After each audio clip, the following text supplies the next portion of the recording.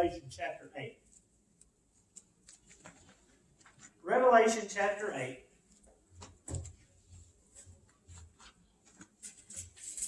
And I don't know if we'll make it through the entire chapter or not. That was my original intention, but I'm kind of watching the time here a little bit too.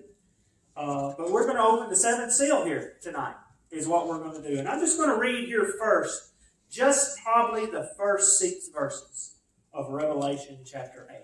And while you're turning there, before I read this, let me tell you, some people read about the events in the tribulation, and they wonder how God could allow, much less cause, these terrible things to happen to people.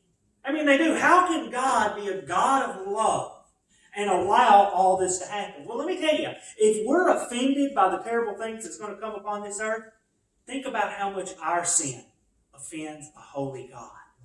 That's what we have to remember. Here in Revelation chapter 8, beginning in verse 1, it says, "When he opened the seventh seal, there was silence in heaven for about half an hour.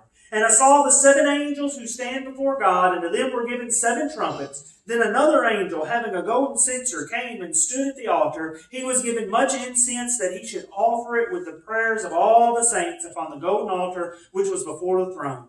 And the smoke of the incense with the prayers of the saints ascended before God from the angel's hand. Then the angel took the censer, filled it with fire from the altar, and threw it to the earth. And there were noises, thunderings, lightnings, and an earthquake. So the 7 angels who had the 7 trumpets prepared themselves to sound." Now, before we begin to look at this study here in the 8th chapter of Revelation, I want to take just a real quick stock of what we know so far, what we've learned so far. The Church of Jesus Christ is no longer on the earth. It is now in heaven. It's been raptured prior to the beginning of the tribulation. We know that most of the Jews and the Gentiles who have come to faith in Christ during the Great Tribulation time, they are being martyred for their faith. They're making their way into heaven as well. We know that on earth that the seals are breaking open, and all these judgments are being released, each one taking a terrible toll on the planet Earth. We know that there was this parenthesis, this little break in chapter 7 between the 6th seal and the 7th seal, which again, we're going to look at the 7th seal tonight. But there was this little break in between, and we know that what's happening, that was talking about the grace of God being poured out, with 144,000 Jews being saved and sealed, and going out and witnessing. And there was a great number of all nations, tribes, and tongues, the Gentile nations out there, who were being saved and being brought into the family of God too, and being ushered into heaven. And again, they're mainly being martyred for their faith. We know that the earth at this time has plagues on it. It has wars going on it. It has scarcity. It has natural disasters. There's persecution that has filled the earth and has left it a desolate place. But the end's not in sight yet. More judgments here are coming. And that's what the 7th seal does. It's open. And when the 7th seal is open, 7 trumpet judgments are released. And when we get to the 7th trumpet judgment, we're going to find it sounding forth 7 bowl judgments, or 7 vials of judgments, which is going to be poured out. In other words, the 7th seal, which we're breaking open tonight, has within it the rest of the book of Revelation. It has within it the plan of God for the planet Earth. And as we get into the 7th trumpet judgments, or the 7 trumpet judgments, what we're going to find out here now is that Satan's presence in the man of sin, in the Antichrist, is becoming increasingly more manifest. There is now no doubt who this person is who calls himself the Antichrist and who truly rules him. But tonight, we're going to try to get through a few of these trumpet judgments. Again, I'd love to make it through all 4 and maybe not feel like I've rushed through them, but I don't know, because this is what Revelation chapter 8 is about. Beginning in here in verse 1, it says, "When he opened the 7th seal, there was silence in heaven for about half an hour." Silence. Quiet. I mean, this which is about to be unveiled, this which is about to happen, is so serious that it's preceded by silence in heaven. That's what this is. Listen, prior to Revelation chapter 8, verse 1, you know what's going on in heaven? They're singing. There's worshiping. There's a cacophony of praise that's going on in heaven. There's angels, elders, saints, living creatures singing and shouting praise to God. But all of a sudden the noise just ceases. Nothing. It's one of those you can hear pin drop moments. is what it is. This is a foreshadowing of the solemn revelation that's about to be made. That's what this is. This is so bad, it's like the gas. You ever heard news and you went, and you couldn't say anything?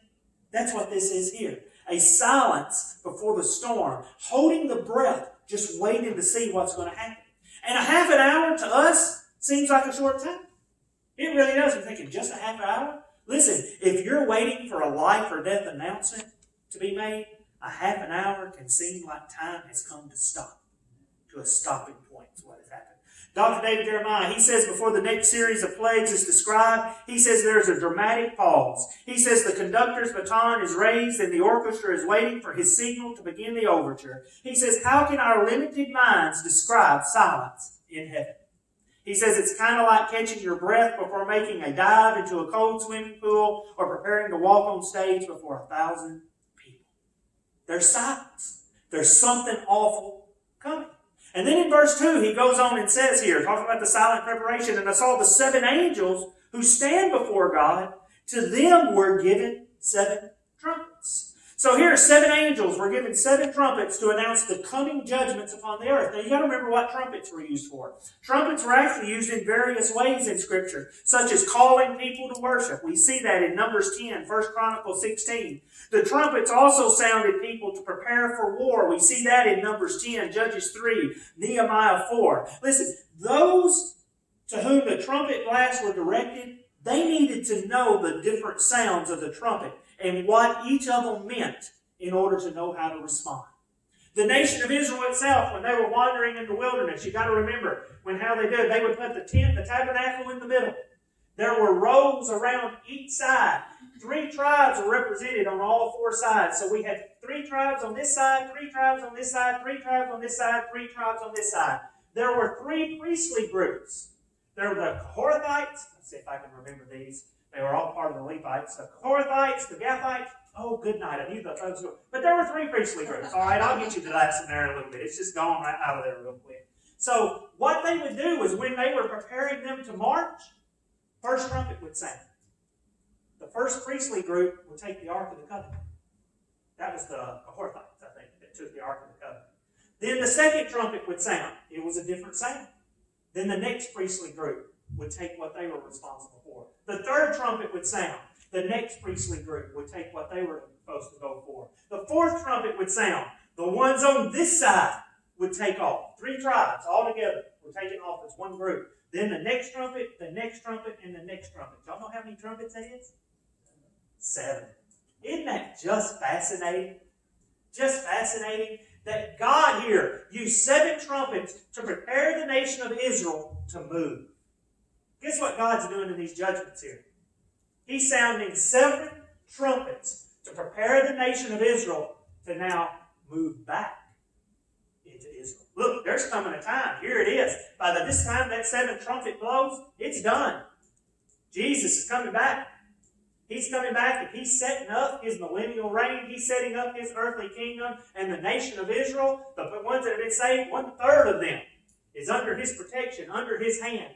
They're coming back to rule or to reign with him and let him reign over them the way that it should have been. I just find that fascinating and how great God is. Here's the announcement to get ready is what it is. Trumpets were given, judgments are being announced. And then all of a sudden, right before the judgments are thrown out, we have prayers here, the prayers of saints in verses 3 through 5. It says, then another angel, having a golden censer, came and stood at the altar, and he was given much incense that he should offer it with the prayers of all the saints upon the golden altar which was before the throne. And the smoke of the incense with the prayers of the saints ascended before God from the angel's hands. Then the angel took the censer, filled it with fire from the altar, and threw it to the earth. And there were noises, thunderings, lightnings, and an earthquake.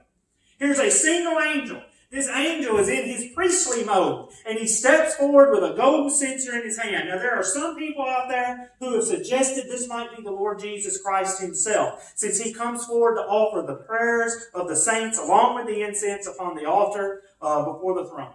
I disagree with that. If y'all read that, y'all can agree with it. Just know that I disagree with this. Because I believe these right here are the prayers that are offered by the saints in Revelation chapter 6, verses 9 and 10. Y'all remember that when that seal, or when that seal was opened in chapter 6, verse 9 here again, the martyrs. It says, when he opened the fifth seal, I saw under the altar the souls of those who had been slain for the word of God and for the testimony which they held. And they cried with a loud voice, saying, How long, O Lord, holy and true, until you judge and avenge our blood on those who dwell on the earth?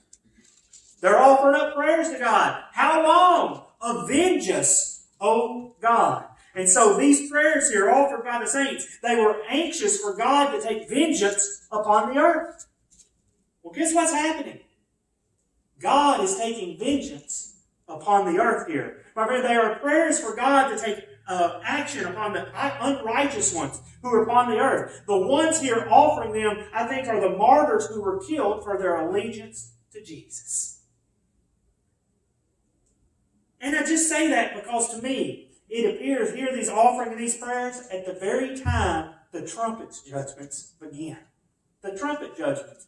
Those judgments, I believe, are an answer to the martyr's prayer. But this angel here, he goes here and he fills the censer with fire from the altar, throws it upon the earth here, and it says, from which noises, thunderings, lightnings, and an earthquake came. This is judgment of God. That's what it is. This is the judgment of God upon the sin on the earth. And the prayers of the saints are about to become the punishment of the sinners. And we're going to see that in verses 7 through 13 here.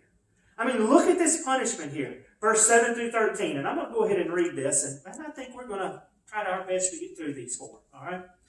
It says, verse 7, the first angel sounded, and hell and fire followed, mingled with blood, and they were thrown to the earth, and a third of the trees were burned up, and all green grass was burned up. Then the second angel sounded, and something like a great mountain burning with fire was thrown into the sea, and a third of the sea became blood, and a third of the living creatures in the sea died, and a third of the ships were destroyed. Then the third angel sounded, and a great star fell from heaven, burning like a torch, and it fell on a third of the rivers and on the springs of water. The name of the star is Wormwood. A third of the waters became wormwood, and many died from the water because it was made bitter. Then the fourth angel sounded, and a third of the sun was struck, and a third of the moon, and a third of the stars, so that a third of them was darkened. A third of the day did not shine, and likewise the night. And I looked, and I heard an angel flying through the midst of heaven, saying with a loud voice, Woe, woe, woe to the inhabitants of the earth, because of the remaining blast of the trumpets of the three angels who are about to sound. Listen, in these final verses here in this chapter, we got the sounding of the first four trumpets. The last three verses we're going to look at in chapter 9. But the trumpet judgments sound just before the coming of Christ. You got to remember this. Things now are happening fast. This is before the coming of Christ here. Revelation chapter 11 verse 15 indicates that with the sounding of the seventh trumpet comes the announcement that the kingdoms of this world have become the kingdoms of our Lord and of His Christ. So the seven trumpet judgments introduce us to the section of Revelation which occurs just before Christ returned to the earth at His second coming to establish His kingdom. You say, well, what about the bowl judgments? Well, they're the seventh trumpet is what they are. And so the point is here is that it seems the first 3.5 year period of the tribulation, things have been going slow. Well, not that slow, but still they've been going slow. Here we're hitting the last 3.5 years of the tribulation, the Great Tribulation period, and it's going to be boom, boom, boom, boom, boom, boom, getting faster and faster and faster with these judgments being poured out. It's going to be a horrible, horrible time. So here the first trumpet blows in verse 7. And the first trumpet is really judgment on the land and the things that grow on this earth. Judgment on the land and the things that grow on this earth. A third of the trees and all the grass here. It says here, the first angel sounded, and hell and fire followed, mingled with blood, and they were thrown to the earth, and a third of the trees were burned up, and all the green grass was burned up. Now, many commentators out there, they waver back and forth between, is this literal, or is this all symbolic? And really, this is a good time to talk about this tendency for people to try to make this more symbolic than literal. Walter Scott, he's a commentator that I've read after for years on Revelation. He sees this content of the trumpet judgments as completely symbolic. I don't agree with him. I said I've read after him. I don't agree with him on all things, all right? We can agree to disagree on some issues. But he doesn't. He takes the trees and the grass here as symbols. He views a third of the trees as leaders of the Confederation nation, and he gets that because he talks about Nebuchadnezzar in Daniel chapter 4, how he was pictured as a great tree leading people. Then he takes this as the grass as representing people in general. He gets that from Isaiah chapter 4, verse 6 and 7, where it talks about all flesh is as grass. It is as grass. Now, I think it's stretching it to some degree, but this is just me. Because I really believe that unless we know that it is truly symbolic, and usually Jesus will say something or God will say something in His Word that basically says this is as is, or it is some parable, or He'll give us a hint, that we are to take it literally. I believe that we are to take it literally. And we got to interpret the effects of these judgments literal unless there is a compelling reason to do otherwise. The point is, it doesn't matter whether you take it literally or symbolically to some degree, because we all see the sheer awfulness and the unusual nature of the judgments here. I mean, think about it. Here's hell and fire followed with mingled with blood. I don't care who you are. That sounds terrifying. That is a terrifying reality to consider come upon the earth. And we've already realized the Great Tribulation is exactly that. It is a terrifying reality. So what is this? What is this here that's hell and fire? You want me to tell you the biblical answer? I don't know. I can tell you what people think, but that's just what it is. It's what people think. Because when you talk about hell with fire, a lot of times that sounds like maybe volcanic eruption. That there's volcano. You got to remember the earth has been shaken. Remember what happened in one of the seals? It's like God took the earth and did this. Mountains were being moved out of place. Islands were being moved out of place. Some people think that this is representing where the volcanic eruptions will come up through the ocean floor themselves, and they will cause all this lava and everything to spew into the sky, that it will look like hell and fire actually coming up. They said the volcanic eruption will probably start disrupting the oceans themselves, causing such steam to go up that in the atmosphere, which is being affected also, because there's cosmic disturbances we talked about also, all right, that it will then freeze up there, and it's more than likely to cause almost like a nuclear winter type effect. Some people say these are meteorites, maybe an asteroid. I will tell you I don't know. I can tell you what, though, the ecological devastation is going to be incredible. The impact on the earth is going to be terrible. 1/3 of the trees gone. Think about what that does to breathable air. Think about what that does to everything else around. All the grass is gone. You know what they mean by all the grass? Vegetation. I got a nice bean field right across from me, where I live right now. They'd be gone. That's as grass. That is vegetation. Think about the scarcity that that's already going to cause upon the earth and stuff. My friend, this is going to be too real during this period. Absolutely too real, because this is a period of judgment. And then the second trumpet here is actually judgment on the ocean, things that live in the sea. And by the way, when you're looking at these trumpet judgments, I want you to think about days of creation. Right? Because we have vegetation and all the trees here that were created on a specific day. God says, I'll wipe them out. Next, we're looking at ocean and all the living things in ocean that God created on a specific day. I'll wipe them out. It's like God is taking His days of creation and He said, I'm going to uncreate. I'm going to take it back. Which He doesn't really, but I mean, that's kind of what it's like. He is judging these things. So this is the ocean and things that live in the ocean. He says here, a second angel sounded, and something like a great mountain, or as if it were a great mountain. I want to stop right there. He didn't say it was a great mountain burning with fire. He says it's something like it. That is a point to make, because a very big point to make there. He says, something like a great mountain burning with fire was thrown into the sea, and 1/3 of the sea became blood, and 1/3 of the living creatures in the sea died, and 1/3 of the ships were destroyed. Think about that there. Listen, we have no record in history of something like a great mountain burning with fire. We can't even fathom what that is here. But John here is using figurative language. He says it's something like. He couldn't even fathom what this was. So this is what it looks like to me, is what he says. Listen, many things are going to happen during the tribulation period which have never happened before in the history of the world. Therefore, we shouldn't be surprised and shocked to find some of the things we're reading about. Our human tendency is to say, if it hadn't happened in the last 1,000 years or 5,000 years, it probably can't happen. Wrong. This is God we're talking about. He can make anything happen He wants to. Many surprises are in store for people who think it can never happen. Because God's going to make some things happen here. Well, what is this? What again is this here? And I'm telling you, I don't know. I told you at the beginning of this, I'm not going to speculate on things. I'm just going to accept this as literal. There's something great that's going to happen to the oceans that is absolutely going to destroy it, is what it's going to do. There's people who said this is possibly a comet, an asteroid. There are people who said this is again some large volcano that has affected the ocean floors. You got to remember the tectonic plates have all shifted from this great earthquake that we see in the Sixth Seal. And by the way, there's another earthquake here. And before in these trumpets. That's what it talks about up there in verse 5. There was another earthquake that happened there that probably was just as great as the one in the Sixth Seal. So these things are going to absolutely devastate the world. We know the sea here, it says a third of it becomes like blood. A third of the sea becoming like blood.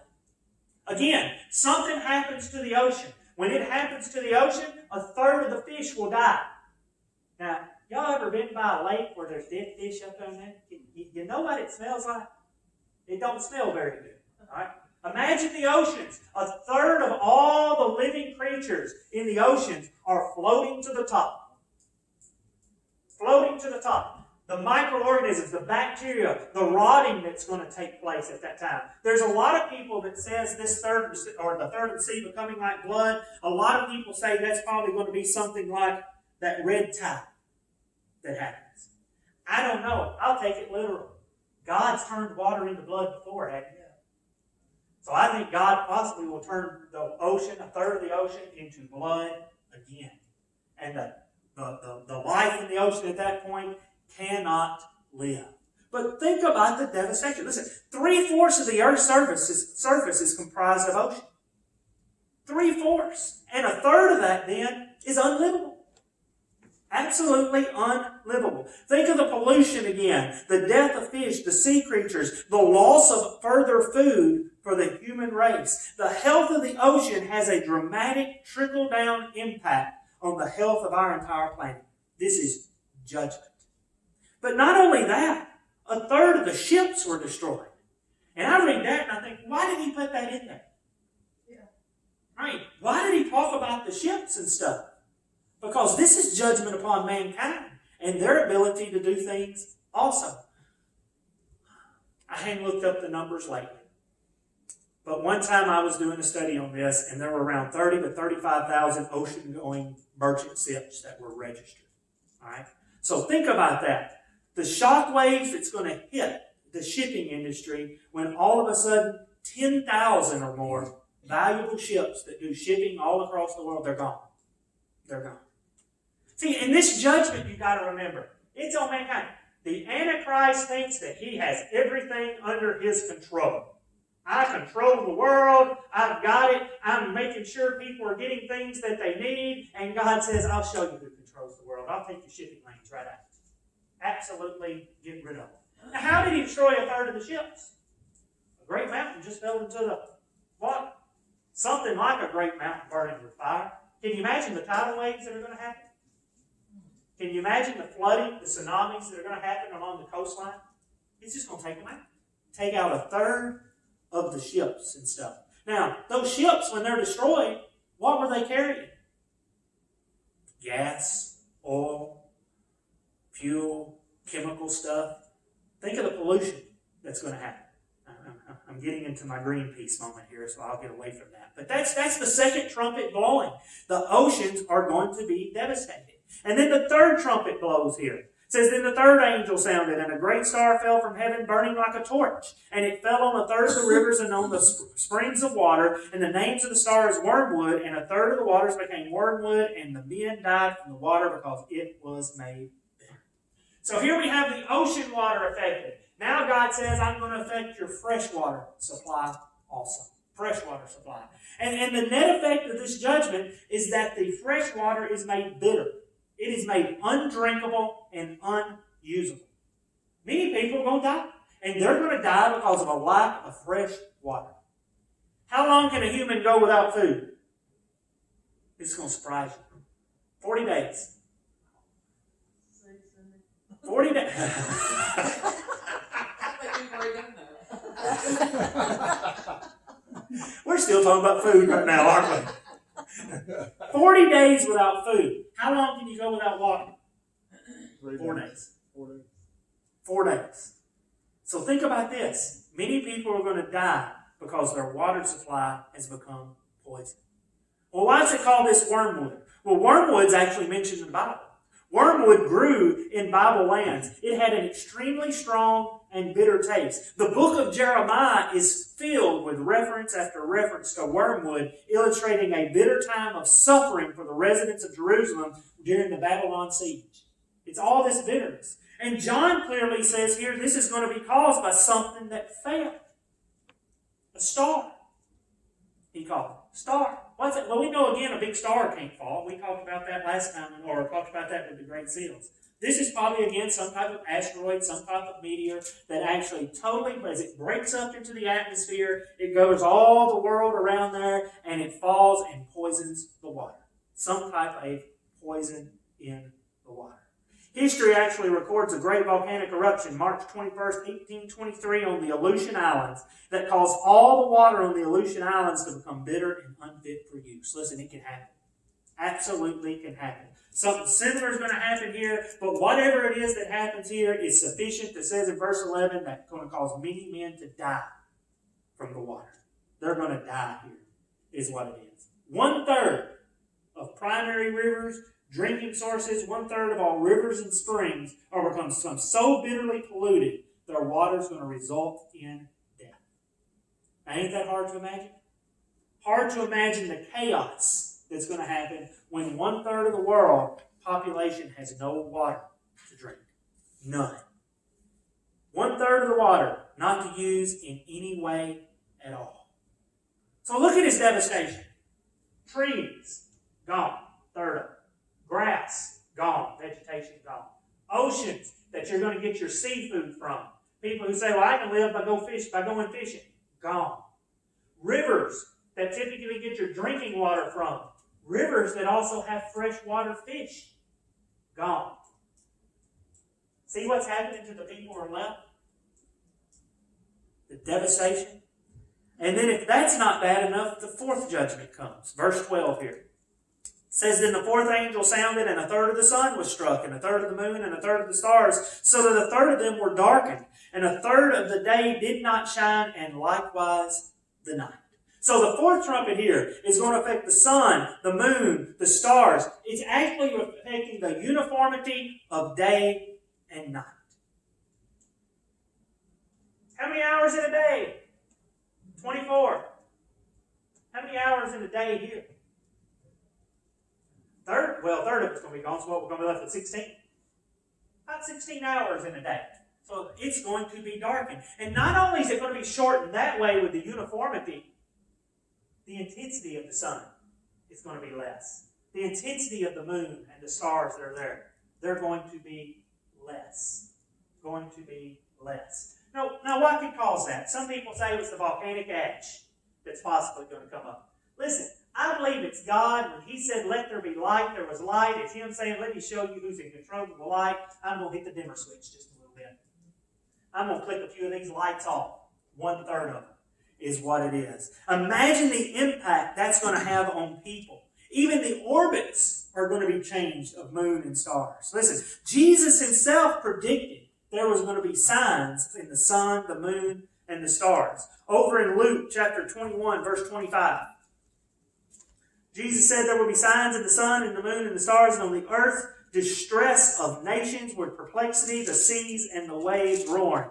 Then over in Matthew chapter 24, verse 29, Jesus here said, immediately after the tribulation, those days the sun will be darkened, the moon will not give its light, and the stars will fall from heaven, and the powers of the heavens will be shaken. Look at the devastation that's going to happen. There are some people who said this is possibly atomic devastation. I don't know. All I can tell you is that God has cut out the light. Listen, the people would rather have the darkness than the light. This is God slowly saying, that's what I'll give you. I will give you darkness, is what I believe. Now, think about that. Think about the fear. Think about right now if you woke up and the sun was only about a third as bright as it normally should. Think about if all of a sudden the rotation of the earth changed to the point that the day changed. We don't have 24 hours in a day anymore. That it absolutely changed. That was completely off. Think about what that would do to your garden. Think about what that would do to your sleep cycle. Think about what that would do to the tides of the ocean that was left there and things of that nature. Absolutely devastating. Think about what the impact on the weather would be. So it has a long-lasting impact here. Darkness, they're going to get. And then verse 13, he says, and I looked and I heard an angel flying in the midst of heaven, saying with a loud voice, woe, woe, woe to those inhabitants of the earth because of the remaining blast of the trumpets of the three angels who are about to sound. He says, you think it's bad now? You're hearing woe, woe, woe because there's three coming that's even worse than this. And by the way, the Greek is not angel. The actual Greek is eagle. That's the way it should read. And I looked and heard an eagle flying through the midst of heaven. Why they changed it when they translated it, I don't know, unless they thought an eagle couldn't talk. Listen, a parrot can talk right now. We don't consider that any supernatural thing. Don't you think God can make an eagle scream loud and talk loud if he wants to through the air? I go back to say, look at it literally. And the literal Greek said this was an eagle here flying in the heavens, warning the inhabitants of the earth about the three remaining trumpets to sound. Woe, woe, woe. Because trumpets 5, 6, and 7 are going to bring a whole new level of divine pleasure and resulting disaster on the earth. The next woe is the locust. Euphrates, actually horsemen in chapter 9. We're going to see plagues that are released by God's two witnesses in chapter 11. We're going to see the handing over the earth to worship the beast in chapter 13. Listen, gradually the earth is being handed over to Satan for destruction, which is going to reap through his agent, the beast. He's going to allow the earth to be turned over to what they want. That's what we're seeing here. Absolutely seeing here. And by the way, these are devastations here on the earth. The vegetation, the sea, the waters, the sun, the moon. It's the earth itself. The next three trumpets are demonic. It is now the demonic devastation that's going to come on the earth. Again, that's woe, woe, woe. Satan's fixing to be given the key to the bottomless pit. He's going to unleash it all. Unleash it all is what he's going to do. Now, it's worth considering when you look at this, and I'm going to leave you with this tonight, that if you know someone